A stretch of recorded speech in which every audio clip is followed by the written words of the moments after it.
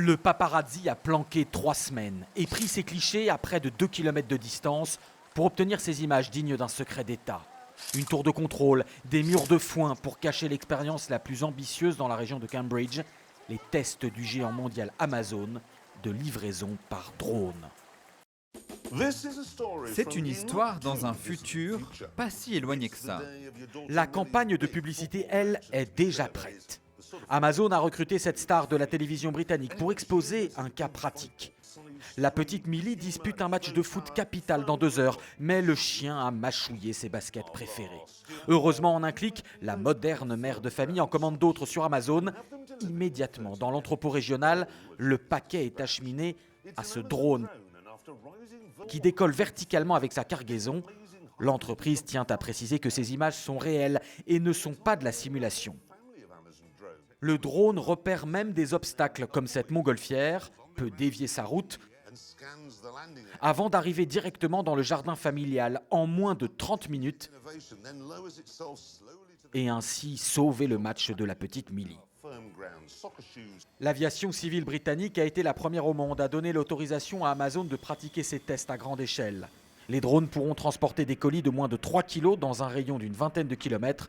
Pour les spécialistes, ce n'est pas de la science-fiction. Est-ce que ces drones peuvent transporter ces charges-là sur une certaine distance? Oui. Peuvent-ils le faire de manière sûre et fiable? Oui, c'est déjà le cas.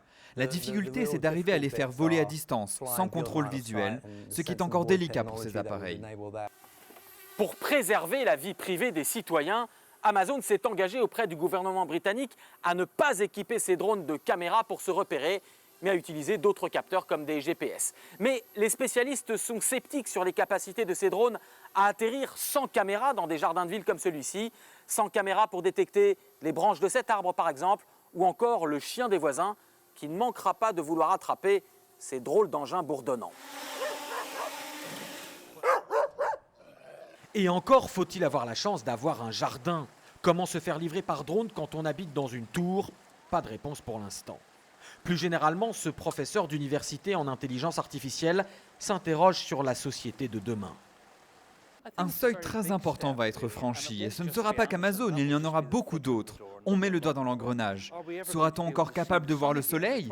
On parle de millions de livraisons, et il n'y a eu absolument aucune consultation, aucun débat de société sur ça. Les craintes de ce professeur peuvent paraître fondées quand on voit ces tests aussi bluffants qu'inquiétants d'escadrilles de drones synchronisés aux États-Unis.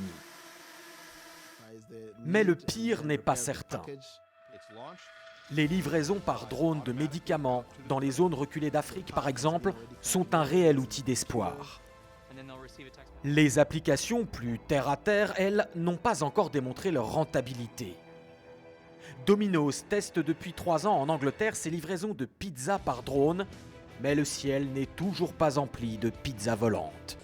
Quant à la première livraison commerciale de pizza, réalisée en 2014 en Russie, elle n'a pas plu au FSB, les services de renseignement russes, qui ont fini tout simplement par abattre le drone.